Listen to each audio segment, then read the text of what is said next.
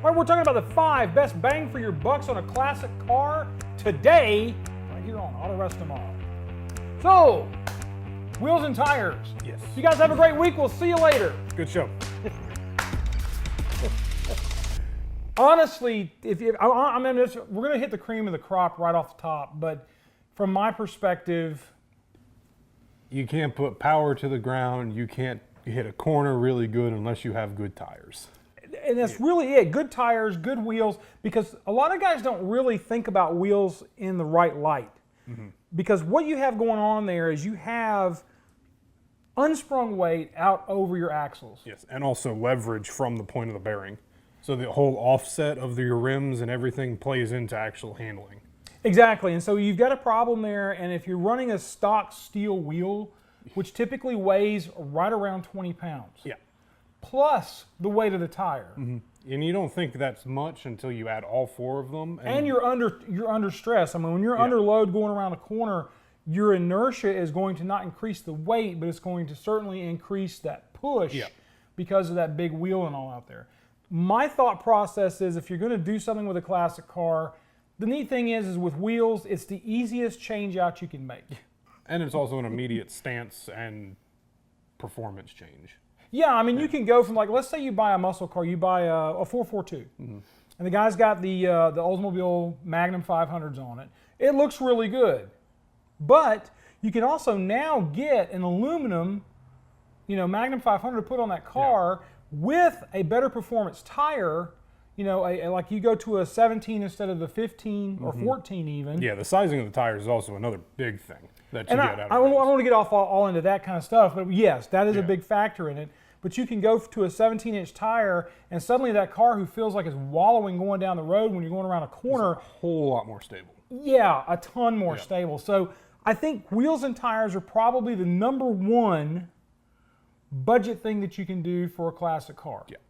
I know you may not agree with me, folks. There are certain people who think that muscle car wheels look great on cars. Steelies are the best thing ever, and I get it. I'm a fan of Steelies. I love them. Yeah, because, you've had them on the 66. They look, to me, they look wonderful, but they don't perform as well. They don't. Yeah, But and they're super cheap to replace, which I love as well. yeah.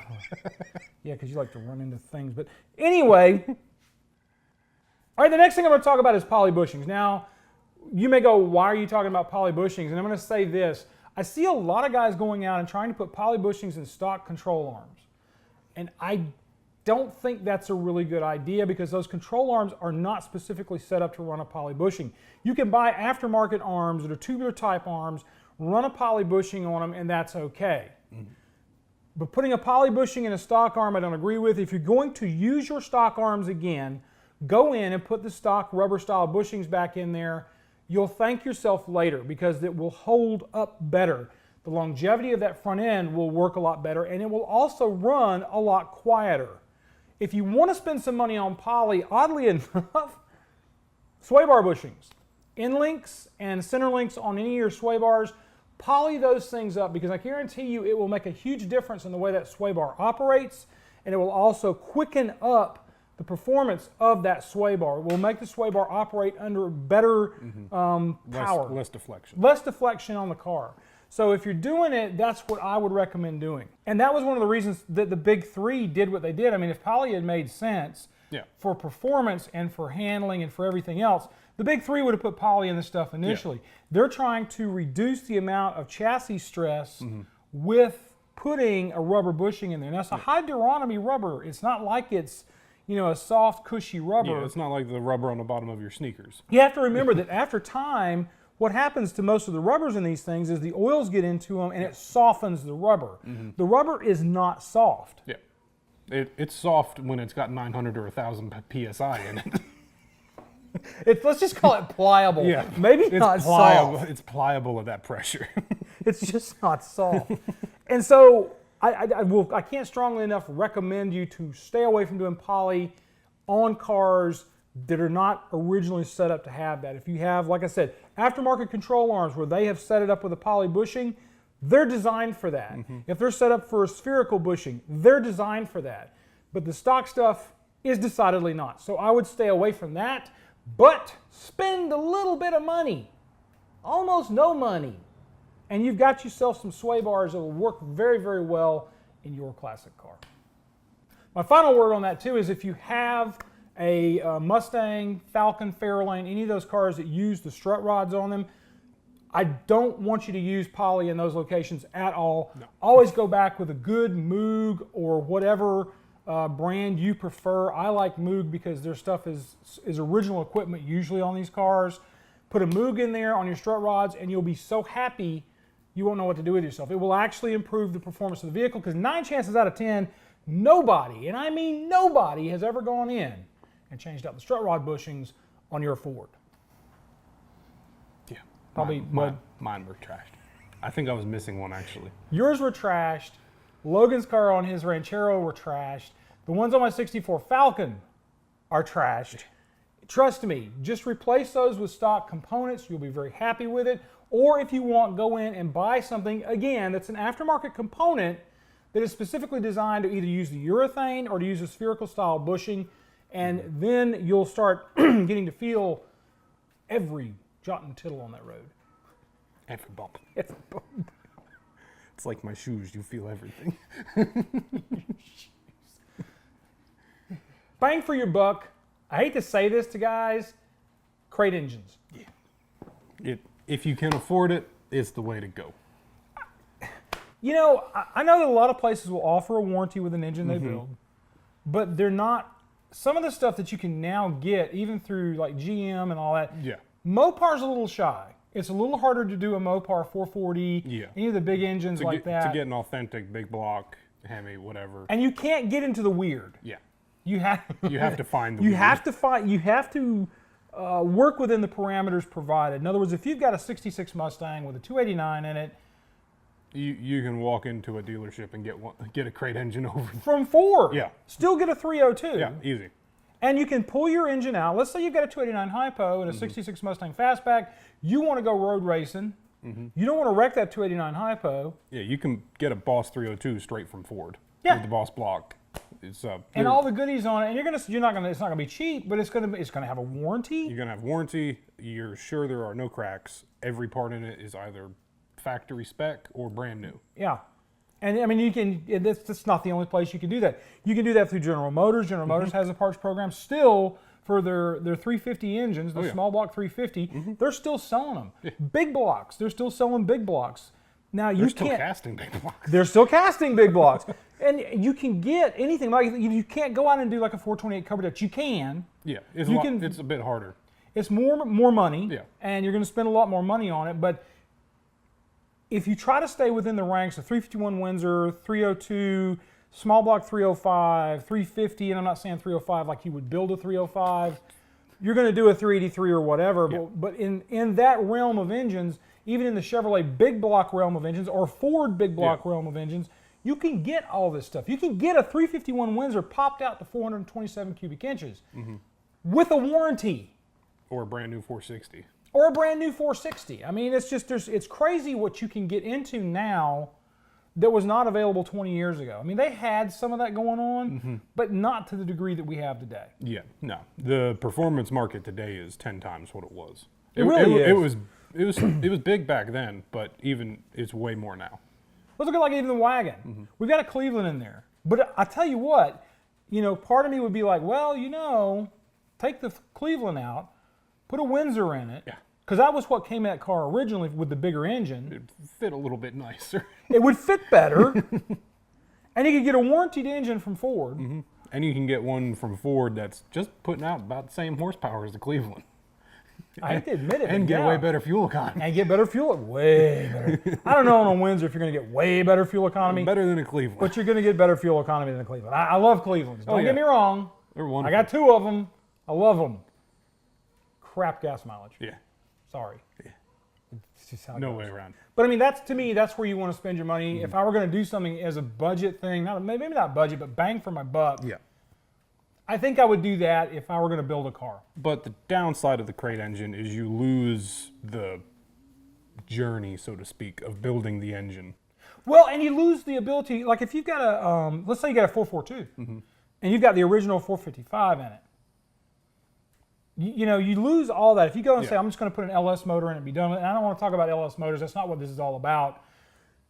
But if you say you're going to put an LS motor in it, then suddenly you have walked away from that heritage. Yeah, you left the heritage, you left the character of the car. If, like with the 70 Torino, it would make sense from a perspective to put a 351 Windsor in the 70 Torino GT we've got. Yeah.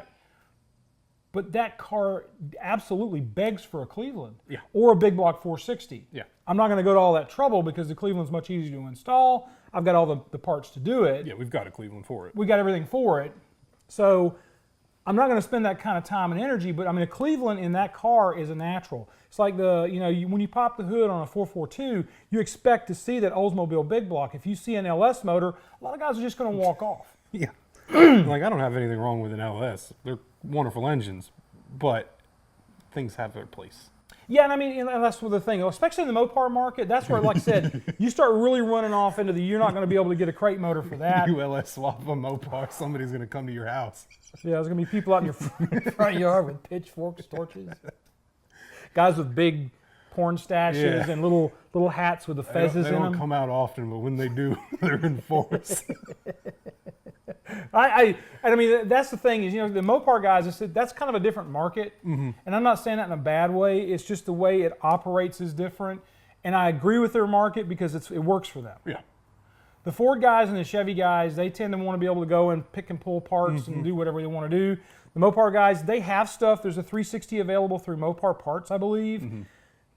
But you're not going to get a 440. You're not going to get a 426 Hemi. I mean, you can, again. Yeah. It's just going to cost you a lot more money. Yeah. But from a most perspective parts, bang for buck, go look at crate engines. Just start looking at them, and you're going to find yourself going, wow, that's really cheap. That's the way it goes.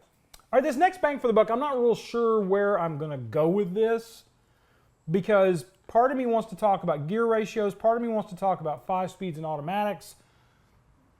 So I'm not sure where this is going to head. We may be going off on a bit of a rabbit trail here. But what I wanted to talk about initially is if you have a car that's a 4-speed car or an automatic that's an earlier car, let's say you've got let's say a Chevelle SS 396, and back in the day when it was ordered with a 390 some odd rear gear in the back. Yeah. And you want to go to the cruise nights, that car's going to suck. Yeah. A quarter mile at a time, that car's gonna ball. But there is a big difference between streetability and drivability. You drive your car to a car meet. yes, You street your car to a race. that's true. You do it a quarter mile at a time. I can remember being on Westheimer back in the day, and I mean it was almost right at a quarter of a mile between stoplights. And that's literally what we did at night. We would go out there and we would run the stoplights. Please don't send me a ticket. Legally, perfectly legal. Perfectly legal. Everybody did it, even the cops. They just normally have their lights on. They were behind us. They never won a race for some reason. Anyway, so it was a quarter mile at a time. A lot of times, these guys were running that way down the road, and it didn't really make that much difference. Yeah. But what we're doing today is different. I think most of us guys. We're going to the cruise in, and when we go to the cruise in, we're driving from our house straight to the cruise in, and you're doing 4,000 RPM all the way there in third gear. Yeah. Like I said, there's a lot of difference in street and driving. And so my real point on that is if you're going to stay with your stock driveline, which I don't have a problem with that at all. If you're going to stay with your stock driveline, go to a lower gear. Unless you're going drag racing, and if you've got a Ford, it's even easier. Because if you do want to go do something where you go to the drag strip and run the car, Yeah, if you have a 9-inch or an 8-inch, you just pull the hogshead. you change it out Yeah. and put the other one in, and you're good to go. Your speedo's going to be a little bit wrong, but who cares about that? That's what you got GPS Yeah. for. Put it on your phone, right there on the windshield. So if you got a GM, it's a little more difficult. I still say it's if you want to really enjoy your car, back the gear ratio out a little bit. Bang for the buck, another ring and pinion, getting it set up and put in there when you had, let's say, a 390 gear or whatever, and you go back down to a 327 or a 325 or whatever the ratio that's correct for your particular make, you're going to be a happier camper driving that car on a daily. And I don't mean on a daily, but like anytime you take the car out and you go to a cruise night or whatever, You're going to enjoy the car more because you are able to think while driving. As we get older, it's harder to think anyway. And when you got all that racket going on at $4,000 and you're thinking, good Lord, if that W30 blows, that's $35,000 right there. So yeah, I mean, I think that if you do things like that, that's the thing. The next bang for the buck, we've talked about this a little bit off camera too, is 5-speed versus the stock automatic setup versus an automatic overdrive. Yeah. And it's really dependent on what you're doing as well with it. Because like to me, I can stand a stock transmission if I'm driving locally. If I'm going to hit highway, like my typical commute so far has been an hour. I could stand driving the Mustang on a highway for an hour. 70 miles an hour, 2,500 RPM was what it was running. Yeah, because you're running like a 300 rear gear. It had 300 gear with an 8-inch. It was 1-to-1 direct drive, C4, typical stuff. Perfectly drivable for highway. Yep. But put an AOD in it, 70 miles an hour would be just nothing. Oh man, and I mean, you get there less tired. Yeah. Honestly, you really do. I mean, that's one of the things that a lot of guys don't realize. And I don't know whether the bang for the buck on that is high enough. It's going to depend on what you do with your car. In other words, you start driving your car around, what are you doing with it? What's your 90%? We talk about this a lot on the show. Yeah. What's the 90% of you with your car? If you're going to be going to a lot of out-of-town car shows, if you're going to Carlisle All Fords, or you're going to the GM Nationals at Carlisle, or you're going to the Louisville Street Rod Show or whatever, and you live in Aiken, South Carolina, you are going to... Yeah. Are you going to trailer your car, or are you going to drive your car? It really does boil down to either trailer or drive, in my opinion. Are you going to drive your car there and then trailer it back because you really didn't enjoy the drive there? I mean, and that's one of the things. And I see the bad thing happening to a lot of guys is folks are leaving their classics at home because they're less fun to drive. Yeah. They're taking a new Mustang. They'll go out and buy a brand new Mustang and go to a Mustang show in it because they can put their Mustang in the Mustang show, but they leave their 65 Mustang that everybody would really want to see at the house because it's got a 391 rear gear out back and it's a pain in the butt to drive to wherever they're going. Yeah. Now the advantage of the automatics in 5-speed and AOD or anything like that is then you can run a higher gear. So you can have the advantages of the higher gear, which is quicker acceleration, all that. My biggest thing on it is always the cost. Yeah. You know, the automatic overdrives and the 5-speeds, I love. We're going to do a modern driveline in the 64 Falcon because I love running my own. Yeah. You and I are both the same way. We want 5-speeds in the cars, not because it makes sense from a performance standpoint, because the automatic overdrive is going to perform better when you're drag racing or whatever. It's just because it's so much fun. Much fun to drive. Yeah. Like even the 05 Mustang that I'm driving right now with a V6 and automatic, I still put it in first gear and manually shift it because I don't like it. Yeah, and then that's the thing. I mean, that's really what it boils down to. It's just the cost, though. The cost factor is, and that's kind of why I went back to the gear ratio thing, because initially that's what I was going to talk about, is the AOD versus 5-speed versus stock. But when I really started looking at it, the difference is really the gear ratio in the back. The final drive ratio. Yeah, because I mean, like I say, you got a 428 Cobra Jet, and it's a 430 gear car. All you have to do, literally, is to take that 430 gear out of the back, put a 325 or even a 300. Yeah, the 428 can idle and carry a car. You could go to Chattanooga in a day in a car with a 300 gear with a 428 Cobra Jet and be happy as a clam. You know, you won't have any air conditioning because it's a 430 car, but it can be done. Yeah. So it really, to me, it kind of boils down to the real bang for the buck is thinking about your gear ratios on what you're going to be doing with the car and what your 90% is. Yeah. Bang for the buck is 90%. Yeah. And if it's just like a drag car, road race car, I'd stay stock in high gear. Yeah. Yeah. Yeah, I agree with that. You have no use for overdrive if your 90% of the time is going to be racing. If you're, I mean, even with what we're doing, like with the Torino GT we're getting, we're going to be putting a 4-speed in it. And you know why? Because I'm going to put a 325 or a 350 rear gear, and I'm going to drive that car around here in the local area, and I'm not going to worry. And if you're going to take it to a car show, you're going to throw it on a trailer. Yeah, because it's got a 351 Cleveland in it that has 4V heads, and it's going to get 2 miles. It will cost more than renting a trailer and a truck just to get it there. The guy at Penske goes, "Oh, it's you." Yeah, you again. All right, so we're going to talk about our last one, and this is a stupid one. I have to admit, this is one that he and I have argued about and talked about a good bit, and that's patina. Okay. I just dread to even go here. This is going to suck. I want to know what you guys think about patina, the patina movement with the cars. It is a big thing. It's not like it's just brand new. I'm not talking about something that's today.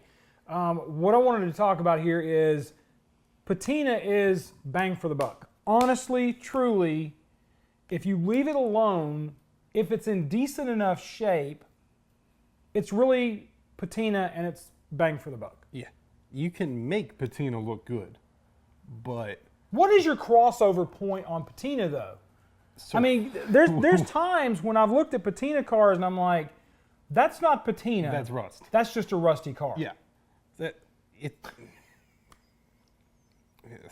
It's hard to describe because it's really But it really is. It's a personal preference thing with patina. It's really per car. It is. I will say that. I'll agree with that.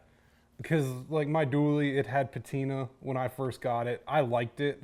It looked trashy because it was yellow and then red. Didn't work very well, but there was no surface rust or anything like that. And that's really where I draw the line. Once I can see rust coming through the paint, that's not patina anymore. But see, I mean, there's I'll say this. I don't even know if I can find a picture of it. If I can, I'll put it up.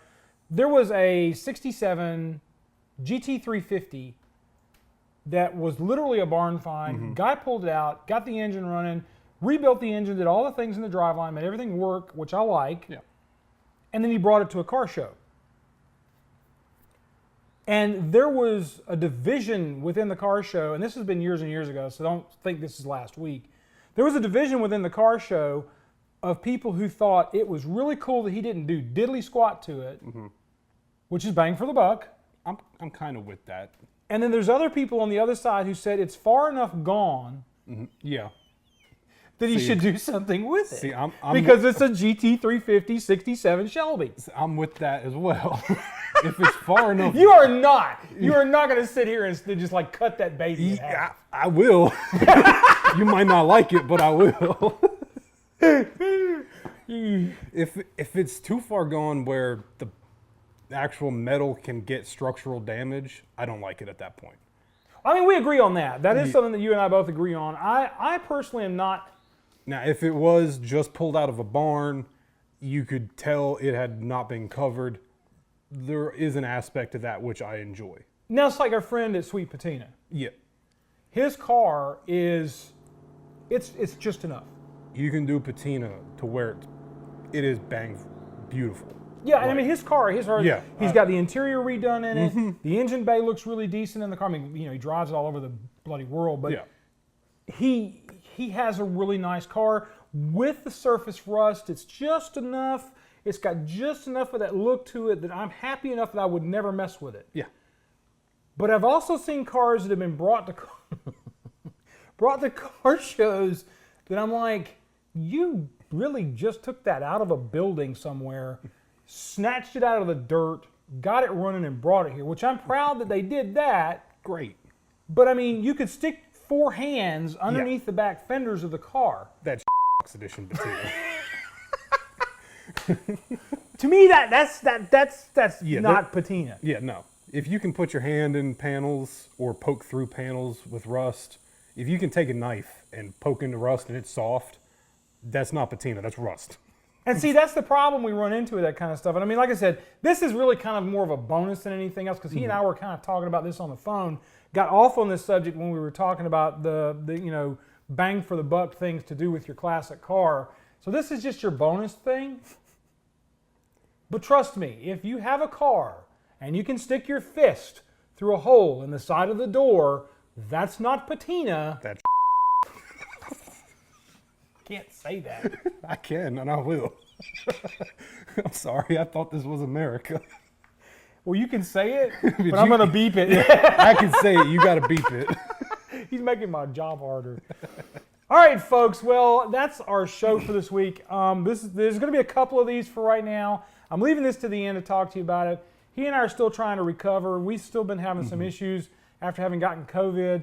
we're doing a lot better. I mean, obviously, we're here doing this today. We are at the new facility. This is the new storage building for Autorestomod Manic Mechanic.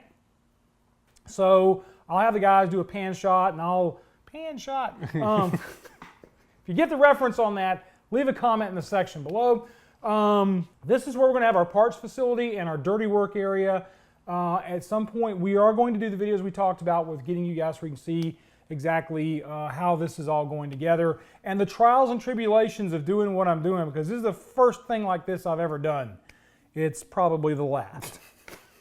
I'll be honest with you. I now know why people rent. Oh, Lordy. Yes. Lordy, baby Jesus. Do me a favor, though. Go check out the Patreon account. The $10 a month level, we have monthly meetings with me on Zoom right here at our new facilities with our wonderful fiber optic internet. It's cheaper and betterer. First world. First world. We are now officially back in the first world. So check that out at $10 a month level. Also, do me a favor and subscribe to the channel. If you don't click that bell for notification, you will not be told by YouTube anything about what we're doing. They have changed some of their algorithms here lately, so please subscribe to the channel for your own benefit, because we will be doing more techie type things as he and I become less crippled physically. We're not really crippled.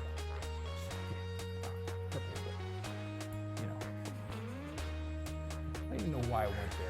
I want to make Lieutenant Dan joke, but I'm not going to. Lieutenant Dan, where's your leg? Sorry. So you guys, do me a favor. Like each other, love on each other, treat each other nice. Have a great week, and we'll see you next time on Autorestomod.